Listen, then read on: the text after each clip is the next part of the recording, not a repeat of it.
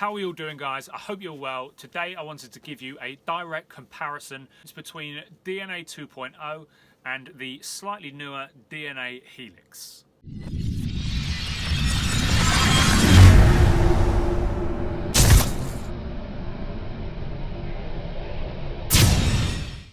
Okay, now there are three for me main things. This is not a review of the shoes. This is more for me a comparison video why I believe DNA Helix is so much better than DNA 2.0. Three main reasons for that.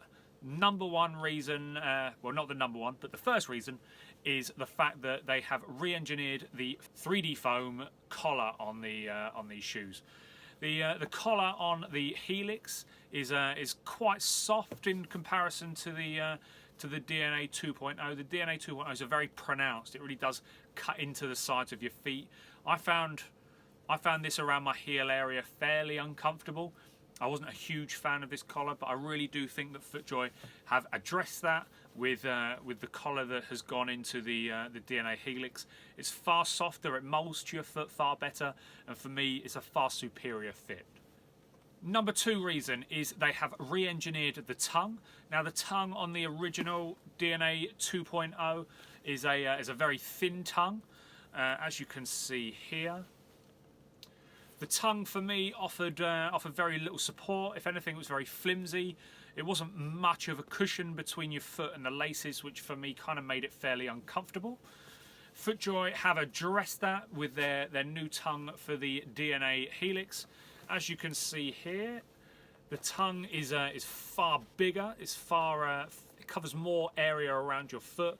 It has far more cushioning to it. It's got actually a really nice little suede hit on the inside there. For me, a far more comfortable fit with the tongue.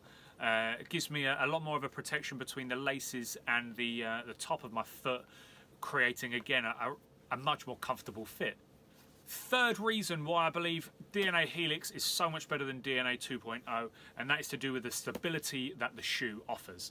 Now, they have moved the spikes further apart, creating a more stable base that way. They've again used the OptiFit sole, which FootJoy have become so famous for. And for me, this is the reason why kind of the DNA 2.0 didn't really have the tour presence that I thought it might do. It is just to do with the stability of the shoe. I used to find my feet rolling around when I was swinging. Not the most comfortable. They were fairly comfortable to walk in. Not as comfortable as the DNA Helix, but I just found that the fact that the sole is so narrow really didn't provide me with much stability when swinging. FootJoy addressed this with the Helix.